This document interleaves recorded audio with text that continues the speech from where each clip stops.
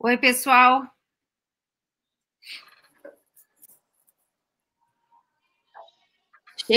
O Otávio, Caiu, o Otávio nos derrubou, eu só quero ver se o pessoal... Pronto, estamos entrando aqui. O chat continua já voltei aqui, né? também. Otávio, você derrubou o evento, viu, Otávio? Eu tô com muito moral, então. Quando eu saio do evento, cai. Pois é, não sei como é que foi que isso aconteceu, mas... Otávio derrubou todo mundo. Doutor Otávio. Eu tô avisando o pessoal aqui. Oi, cara, tudo bom, Vinícius? Tudo bem. O senhor tinha falado na TVC também, da profilaxia com anticonvulsivante, mesmo se não tiver infarto venoso e mesmo se não tiver tido crise? Não, né? Tem que ter infarto venoso, né? Não, tem que ter infarto venoso e transformação hemorrágica. Beleza. Vocês usam profilático, Otávio? A gente usa quando tem hematoma lobar, paciente de abaixamento de consciência, TVC grave, né, aumento de hipertensão intracraniana, porque uma crise convulsiva num paciente desse com hipertensão intracraniana grave pode ser dramático, né? Pode ter então a gente usa sim, tá? Aí também um paciente com lesão cortical extensa, rebaixada assim, a grande no status não convulsivo. Exato. Mas assim, o ideal é monitorizar, né? Eu acredito que o ideal nesse caso é monitorizar. Mas assim, imagina um paciente com hipertensão intracraniana grave, né? Que tá com hematoma lobar, com uma lesão irritativa, que a gente sabe que TVC é muito irritativo. Esse paciente com uma crise convulsiva, o cara pode ir, né, pode fazer um pico hipertensivo. Então a gente usa profilático nesse caso. Tá? E só falar uma coisa aqui, Otávio, só lembrar que eu não deixo anticonvulsivante de rotina, porém, eu tô sem meu vídeo, né? Porém, o paciente que é um AVC hemorrágico, que não acorda, lembrar de fazer eletroencefalo para ver se esse paciente não está fazendo crise, né? Subclínica. Então, só isso. Gente, eu diria ainda mais. Qualquer paciente que você vê um descompasso entre a clínica e a radiologia, paciente com nível de consciência rebaixado, com uma alteração que não justifica aquilo, gente, eu peço eletro de rotina para esse paciente para todos. A gente já flagrou várias vezes esse status não convulsivo nesse caso. Eu também. Agora, é interessante, eu não deixo profilaxia nem para AVC lobar, nem para TVC, nunca fiz. Eu também não. O dado, assim, de que... Lobar não, Gi, mas para TVC grave, eu deixo. TVC grave com hipertensão intracraniana, eu deixo. Com hematoma lobar, eu deixo, porque... Eu acho até pior do que HSA, esses casos, sabe? Eu acho até pior do que HSA. Agora, de novo, lembra que TVC raramente é tão grave assim, né? Isso, nós estamos falando, TVC tem um bom prognóstico na grande maioria dos casos, mas para TVC grave, aqueles caras que a gente pensa até em cranectomia compressiva ou endovascular, geralmente a gente deixa anticonvulsivante profilático, sim. Acho que pode passar para a apresentação do Vinícius, né, Sheila? Espera um minutinho que eu estou fazendo o pessoal voltar aqui, todo mundo. Escuta uma coisa... Caiu mesmo a sala, né? Eu achei que tinha sido Gabriel, não caiu.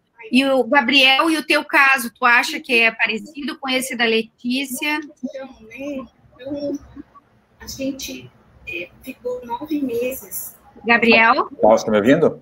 Sim, ouvindo.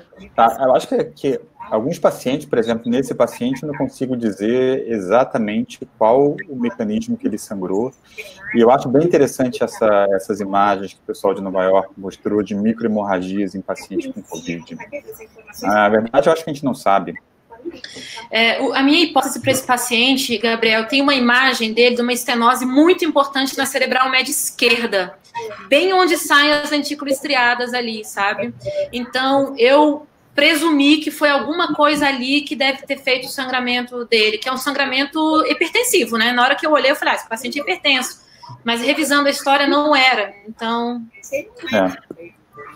O achado das imagens que você tem é bem interessante, né? Parece vasoconstricção, mas como você falou, pode ser vasculite, é difícil. Acho que o controle o líquor deu o quê, Lê? O líquor deu o quê mesmo?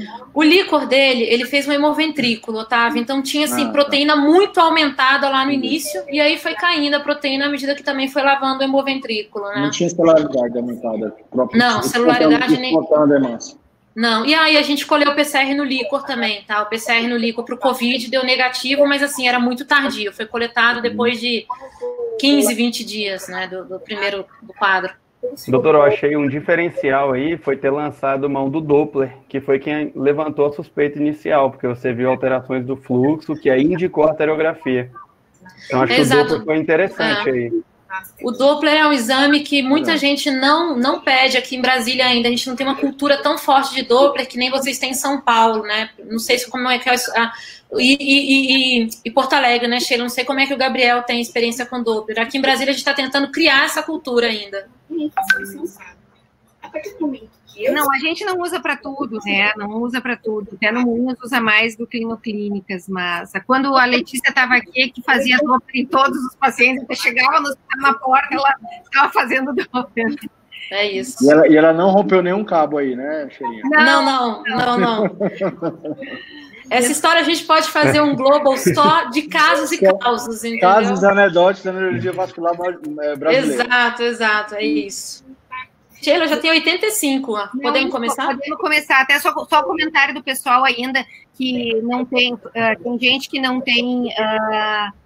não consegue usar anticonvulsivo, antiprofilático nessas situações. Eu não uso nunca profilático, né? Eu uso nessas situações de hematoma, principalmente hematoma profundo, o paciente, eu não uso profilático. Então, para AVC hemorrágico também não. Para AVC hemorrágico, para AVC hemorrágico. Não uso também. Eu também não.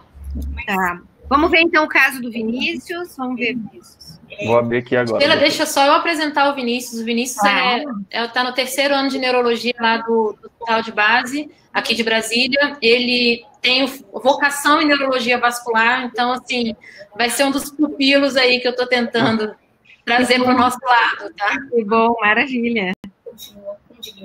Vamos ver então. Vou compartilhar agora. Isso.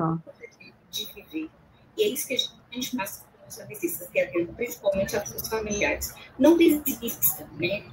Apareceu direitinho? Apareceu, perfeito. Beleza. Eu estou na mesma situação da doutora Letícia, então não estou vendo o chat, qualquer coisa, me avisem.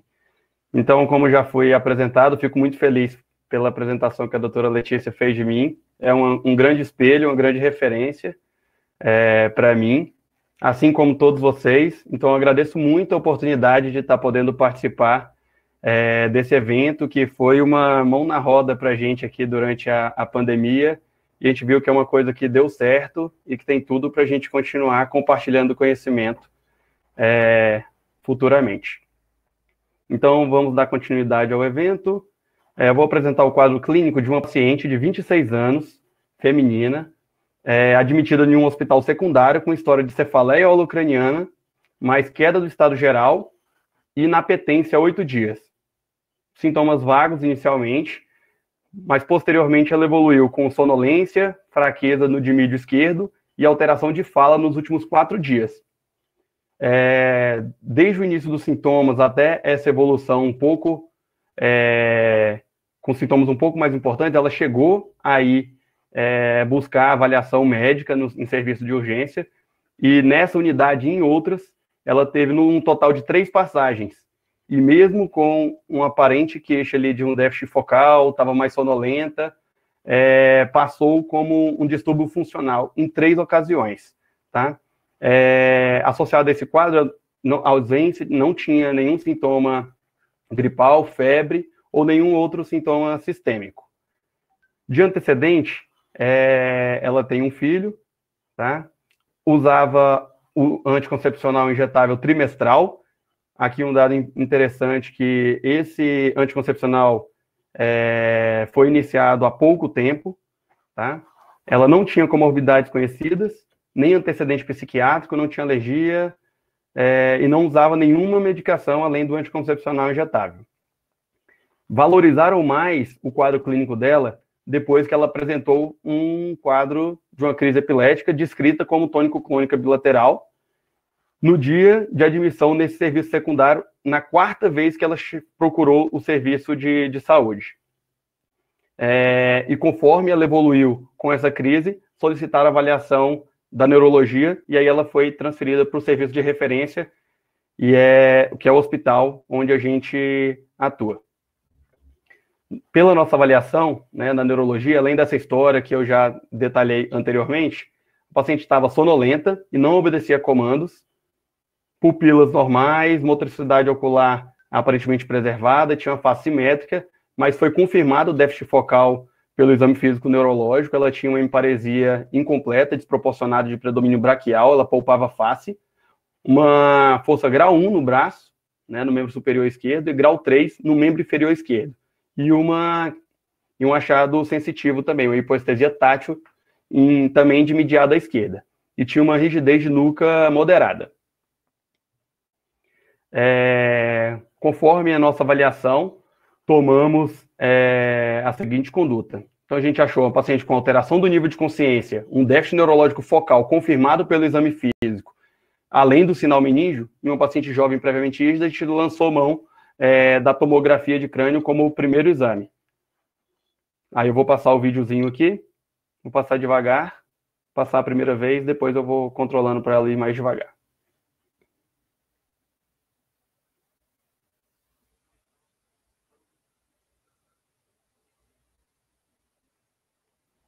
Vou passar mais uma vez agora, mais devagar.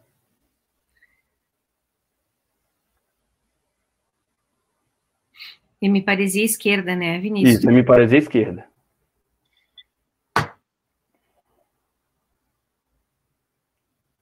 Tem uma área hipodensa ali tem uma área hipodensa ali no tálamo, né, esquerdo, e tem uma área hipodensa também, isso aí, ó, frontal ali à direita. Direita.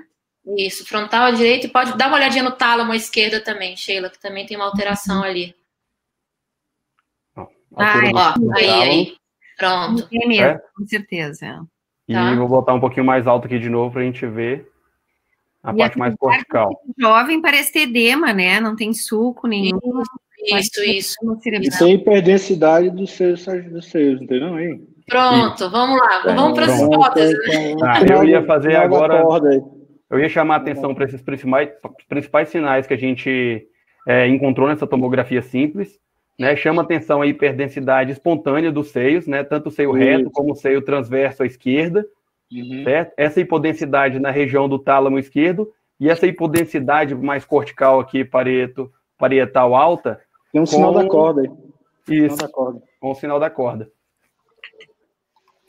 Vamos votar então, pessoal. Vamos votar o que vocês acham que é isso? É AVC, meningoencefalite, trombose venosa cerebral, HSA ou distúrbio funcional, que é um grande problema, né? Mulher jovem, muito frequentemente, é considerada com distúrbio funcional, apesar de ter sintoma. Então, que a gente sempre fala para os residentes, até prova em contrário, o paciente, a queixa dele tem que ser valorizada, certo? Exato. Sheila, essa paciente foi 3 vezes em outro serviço, tá? Isso é importante. Isso é clássico, né? Crise convulsiva chama muito mais atenção que ela precisou... Eu ia chamar atenção para isso. Ela precisou fazer uma crise convulsiva para valorizar os sintomas dela. Ela tem um relato até mais drástico. Essa inapetência, ela já estava há 8 dias se alimentando com seringa. Imagina, que horror. Né? E chegou com toda essa história, foi aventada a possibilidade do distúrbio funcional nos hospitais secundários. Ela chegou, inclusive, na terceira internação, quando internaram ela mesmo, ela estava sendo manejada com um ampliquitil de horário, e além de outros combos aleatórios, até fazer a crise. Até fazer a crise. Aí depois da crise, ela vem encaminhada para o nosso serviço. E aqui 11% votou em AVC, e 2% meningoencefalite, 86% em TVC, e os outros não tiveram nenhuma votação. Vamos ver, então. Os achados que o doutor Otávio levantou, né, fortalecem realmente uma possibilidade de TVC. E aqui, diante dessa primeira impressão que nós tivemos, após a tomografia, separamos algumas condutas possíveis. E aí, abrimos novamente a votação. Espera aí. Então, qual é a conduta a partir dessa imagem, pessoal? Então, é fazer uma punção lombar, fazer uma angiotomografia de crânio, anticoagulação plena, com aquele exame já poderiam definir conduta, encaminhamento psiquiátrico para um distúrbio funcional ou alta com analgesia. Então, o pessoal está votando, 64% angiotomografia de crânio, 38% já faria anticoagulação plena, e é isso aí. Certo. Então, vamos passar para a gente ver o segmento do caso. Nós optamos também pela realização da angiotomografia, a gente tem fácil acesso, não ia retardar as próximas condutas. Então, a gente optou pela realização da tomografia da angio-TC. Aqui está a primeira imagem. Chama atenção um sinal clássico, né, que a gente sempre tem que procurar. O delta vazio. Sim, perfeito. E assim, extensa, hein? Uma falha de enchimento, assim, que chama muita atenção, né, no seio sagital superior. Seio sagital superior. Desce. Continua descendo. O seio reto também. Ali, a falha de enchimento. O seio transverso. Bilateralmente. E o sigmoide. E aqui não vai mostrar, mas também é a parte mais distal da jugular também. Nossa. A Soraya está comentando que talvez tenha hipodensidade também occipital. Tinha, Sheila. Eu acho que tinha hipodensidade occipital, sim, que a Soraya falou, tá? Na tomo de crânio simples. Acho que tinha, sim. É uma hiperdensidade parietal esquerda que eu não me lembro de ter visto. Exato, esse comprometimento tálamo, né? Realmente a gente sempre tem que pensar, comprometimento bitalâmico, principalmente, lembrar de Percheron e de infarto venoso aí, né? De comprometimento profundo. Aspecto ali é de infarto venoso mesmo, né? E essa da sagital é a circulação profunda que justifica até a encefalopatia dela, né? Sonolenta. Perfeito. Além dos achados de provável hipertensão intracraniana. É difícil a gente não pensar que essa paciente não tenha diante de uma alteração da drenagem tão importante, né? Certeza. Exatamente. Olha, essa imagem no sagital fica muito bonita. Tá bonita mesmo. Assim, bonita pra gente. Né? A nível de ciência. Clássico. Beleza. Então, aqui ninguém mais tem dúvida do diagnóstico. Então, a gente fez o diagnóstico de TVC, associado a infarto venoso e um HSA secundário, ATVC, iniciado anticoagulação plena com Clexane, e aqui a gente não vai ter a polêmica da anticoagulação, né, da droga antiepilética, porque a paciente teve uma crise, né, dentre a apresentação que trouxe ela para a gente. Tá? Então, foi iniciado o levetiracetam para a paciente, né, na fase aguda ainda. Foram solicitados exames de investigação complementar, botei um asterisco aqui, que a gente vai comentar um pouquinho mais sobre isso no final. Vou abrir para a gente discutir sobre isso, que TVC é um tema que traz muitas dúvidas. Eu acho que a discussão vai ficar bem rica relacionada a isso. Como ela tinha rebaixamento do nível de consciência e tudo mais, foi solicitado vaga em UTI. E aqui, a nossa surpresa, porque a paciente, como não tinha nenhum histórico da parte respiratória, nenhum sintoma sistêmico associado, mas durante a investigação, né, nesses tempos de pandemia, foram solicitados vários exames de investigação e o teste rápido para COVID. E o que chamou a atenção, ela está em aparente fase de soroconversão, ela tem tanto IgM como IgG positivo, e o PCR que saiu tardiamente, né, por uma limitação do próprio serviço, veio negativo. Mas lembrando que é uma paciente assintomática da parte respiratória e já tinha alguns dias de evolução no quadro e não teve nada respiratório em si. E esses quadros de comprometimento, doença cerebrovascular, eles podem ser um pouco mais tardios mesmo, né? Agudamente na infecção, às vezes o paciente foi para casa, até já melhor do quadro respiratório, e aí o cerebral. A média está dando 10 a 15 dias depois, né? Do início do sintoma. E bate mais ou menos com a fase de soroconversão, né? Quando negativo, o PCR. Isso mesmo. Né? Então bate direitinho com o que a gente está achando. E aqui o levantamento que eu acho importante de discutir, se o COVID foi o ator principal dentro desse contexto ou entrou como um fator coadjuvante. Um empurrãozinho que já faltava, talvez. Um empurrãozinho que já faltava. O interessante nesses casos de trombose venosa cerebral associada à COVID, a impressão que dá que esses pacientes, a trombose venosa deles é mais grave do que fora do contexto de COVID. Então, mas é enorme, é muito extensa essa trombose, né? A gente teve um caso aqui também, mesma coisa. Eu estou acompanhando. Positivo, Vinícius? Oi, doutora? tinha antifosfolípide positivo? Então, essa vem a parte da discussão. A gente tem, por ser um serviço SUS, a gente tem um pouco de limitação nas provas de trombofilia e por aí vai. E aí, depois do desfecho clínico, eu fiz esses levantamentos de quando a gente pedir, porque a gente sabe também que na fase aguda, esses fatores, os fatores de pró-coagulação, o consumo desses fatores de coagulação também podem estar alterados, tem uma interferência com a anticoagulação. Então, o que pedir e quando pedir. A gente chegou no desfecho aqui, vou acabar para a gente chegar na discussão, mas essa paciente permaneceu na UTI COVID do dia 8 ao dia 11, foi de alta posteriormente para a enfermaria de neurologia, para continuidade de manejo clínico e reabilitação inicial, né? Ela tinha um comprometimento motor importante. Ela evoluiu com melhora do nível de consciência, sem queixas, com melhora parcial da hemiparesia, tinha uma força grau 2 já no braço e grau 4 na perna. Em nenhum momento da internação apresentou quadro respiratório, né, a discussão que a gente já fez, e recebeu alta no dia 16, em uso de varfarina e levetiracetam, encaminhamento para o ambulatório de neurologia vascular com a doutora Letícia, para segmento e continuidade dessa investigação. E aí, eu levanto novamente essa discussão, que é sobre a investigação em si, o que pedir e quando pedir, em que casos a dabigatrana vem sendo usado, e em qual tempo de anticoagulação é ideal para esses pacientes. E aí a gente joga para vocês da moderação, porque eu acredito também que cada serviço tenha um protocolo específico. Só uma pergunta a respeito do caso que a Soraya está fazendo, o anticoncepcional era com estrógeno ou era só progesterona? Não tem descrito, era injetável trimestral. Eu acho deve ser misto, deve ser misto.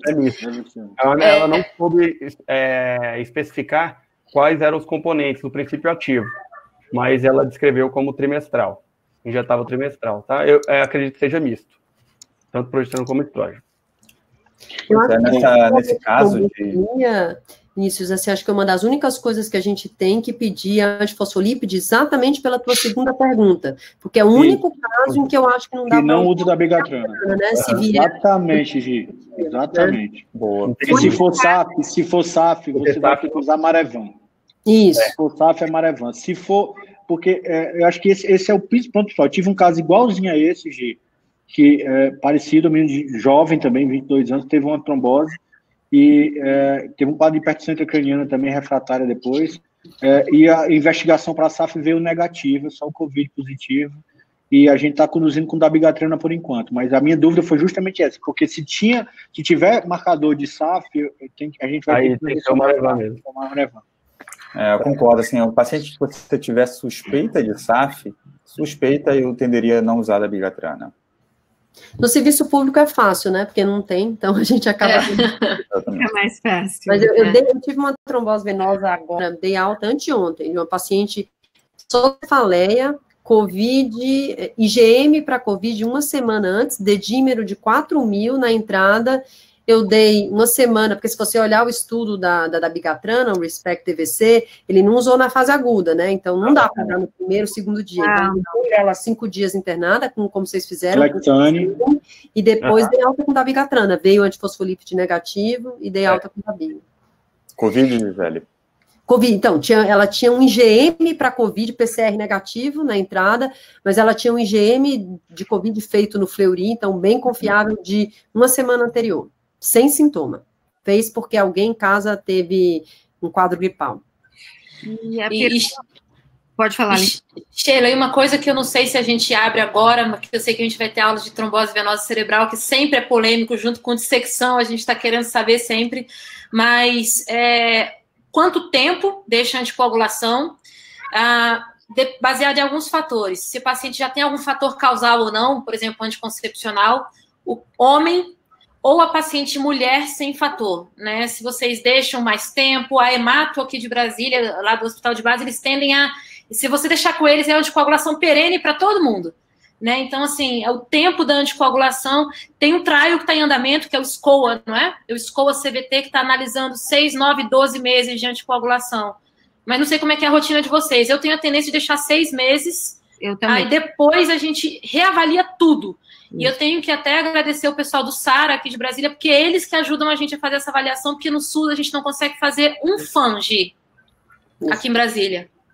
Lê, eu acabo deixando perto de 1 ano lá na Escola Paulista por uma questão logística de retorno, porque eles acabam voltando comigo, conseguindo. Eu sempre faço uma ressonância de controle, né? Eu também. Então, e aí, para eu conseguir a ressonância de controle, acaba dando 9 meses a 1 ano. Então, eles acabam ficando um pouco mais.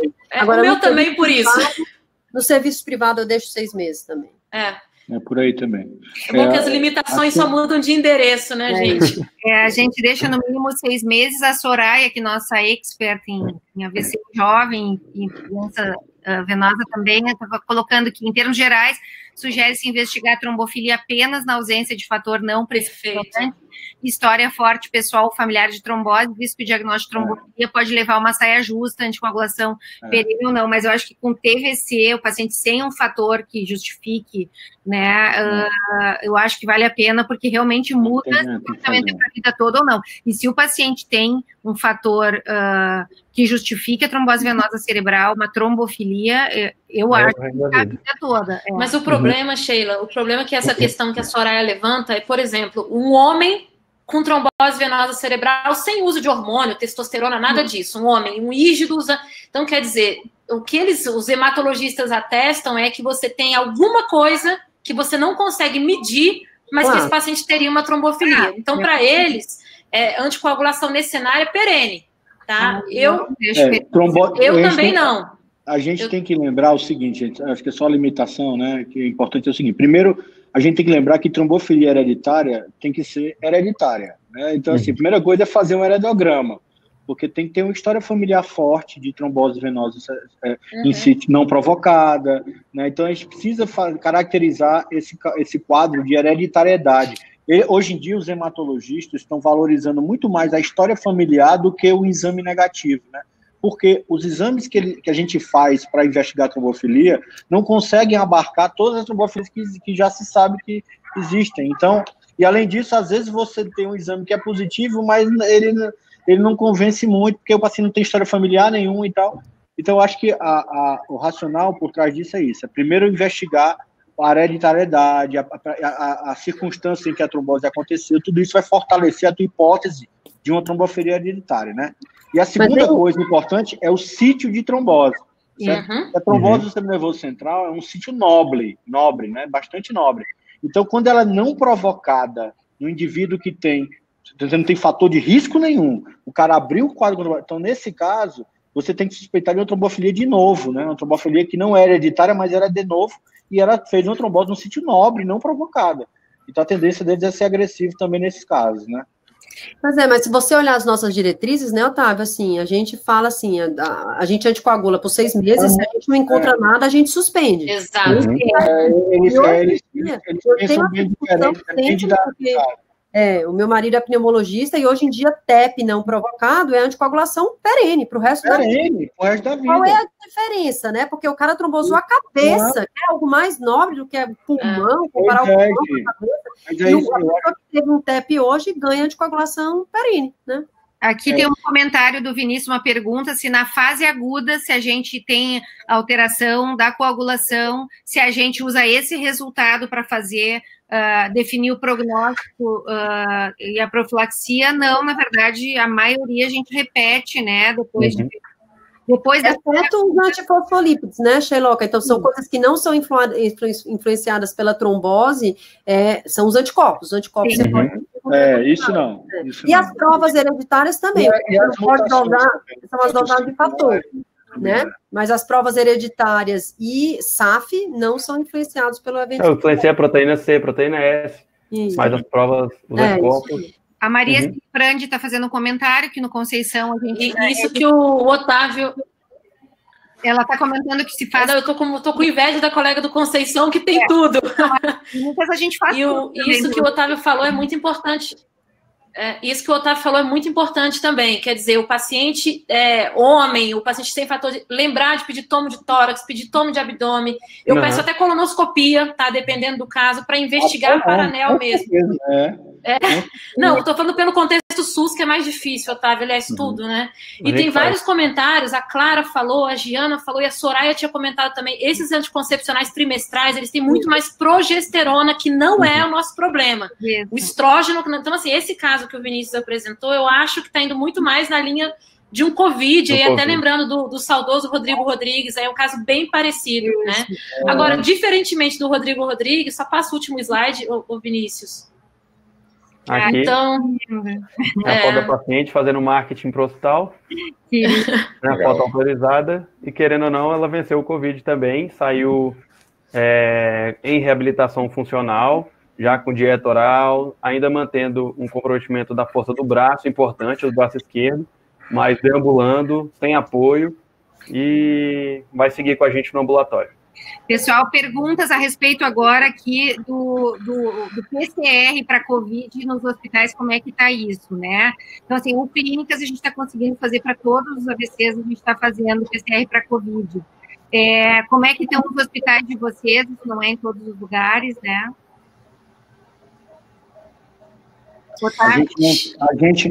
A gente começou a fazer agora, a gente criou uma unidade buffer aqui para a gente. Então, paciente com suspeita de Covid que não tem sintoma respiratório, a gente está fazendo, mas está internando numa CTI, numa unidade AVC buffer. São leitos isolados da AVC só para pacientes com suspeita de Covid, ou investigação de Covid. Aí fica lá até sair o resultado. Que bom que vocês conseguiram. A gente está fazendo isso também, Sheila, mas só no particular, tá? No público. Inclusive, foi uma das coisas que alguém comentou aqui nos comentários, acho que foi a Mariana, a Mari Bataglini. Infelizmente, os pacientes do SUS, no base, né, que chegam para a gente, se a gente não toma conta desse paciente, ele vai para a unidade de Covid, a gente perde o segmento desses pacientes. A assistência piora, então a gente tem que ficar fazendo busca ativa do paciente. Então, assim, no hospital de base, essa questão tá muito delicada. Os pacientes, se há suspeita, eles colocam, às vezes, numa unidade já Covid, ou então eles não colocam, que é pior, se é uma suspeita forte, deixa no meio da gente até sair um resultado. Na escola, como a gente já está com um número menor de pacientes, a gente também tem uma unidade que é de suspeita. Não é uma unidade AVC, né? Na verdade, assim, a gente agora tem as UTIs em conjunto, mas agora a gente tem uma UTI Covid confirmada, suspeita de Covid. Que bom. E vocês, Gabriel? Então, no particular, a gente está fazendo... A gente está fazendo um levantamento de 100 pacientes consecutivos, onde a gente está fazendo tomografia de tórax e PCR em todos.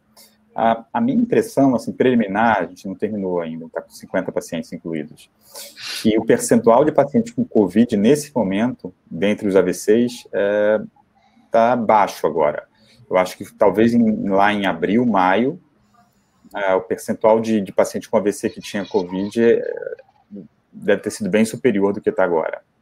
Que eu acho que mudou para nós, a gente está com um número grande, recente, assim, 17, 18, 19 casos, a gente tem tido toda semana, e aí na unidade AVC o pessoal, olha, o paciente tal deu Covid positivo, então a gente tem visto mais isso, né? Entendi.